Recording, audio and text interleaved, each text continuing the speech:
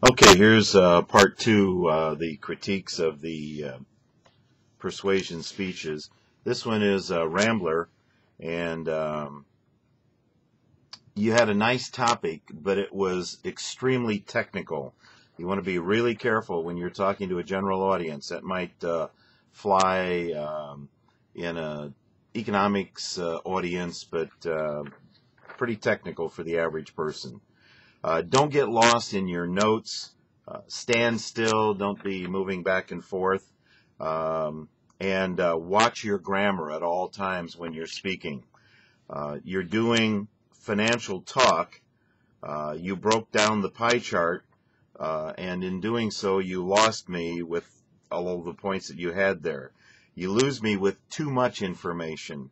Do I or don't I lose my house? If that's the general consensus here as an audience member, that's what I want to know. I don't care about a whole bunch of other stuff.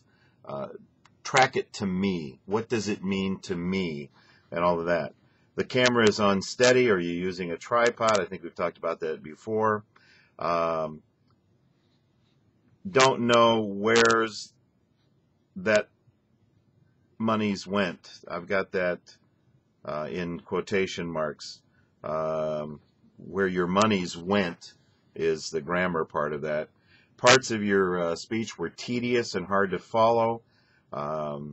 When you're doing a pie chart, point with a pointer or a pencil or something like that. When you point with a piece of paper, it just clouds up all kinds of problems. Now you're talking taxes in your speech. You started out on mortgages, and now you're at the future of the U.S.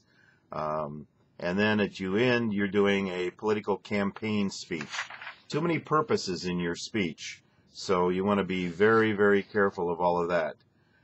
Don't assume we know what you know, and don't assume we care to the same level that you care. The real issue with your speech was the technicality of it, all of the points that you were trying to make, and essentially it was just hard to follow. Next up is Green. Green, you had an interesting topic. You are not looking at me when you're talking.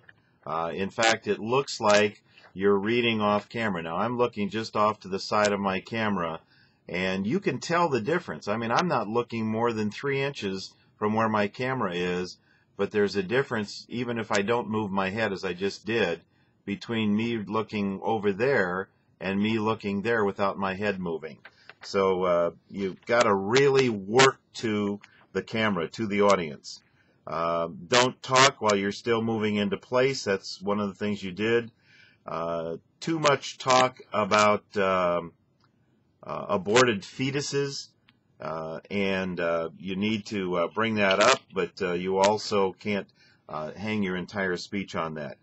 Your flow was disjointed, as was your articulation. At times you were very good, at other times you sloughed off. You had a problem in another one of your speeches where you're using terms that you're not familiar with, and you kind of slough through them. The visuals are too small. I can't see them. Never speak with your hands in your pockets. First of all, I'm not even supposed to be able to see your hands in your speech, but when you're standing with your hands in your pocket, it's not very good. You quoted Wikipedia, the worst possible source for information.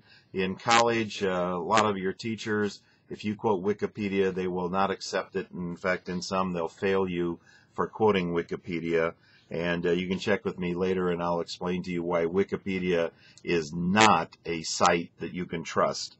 Don't rock back and forth when you're speaking or in and out like that. And embryos and fetuses are not the only source, and you didn't cover that. Don't use names or terms you can't pronounce. We touched on that a moment ago. When you show your visuals, you spoke to me, the camera. And that's one of the other reasons I noticed that you were looking over here most of the time. But when you were explaining your visuals, you actually looked at the camera, because at that point you weren't reading anything. There were times where you appeared to be lost in your own speech. You want to be really secure in what you're doing and how you're handling all of that. We'll do 2 more on another feed, so let's call it quits for right now.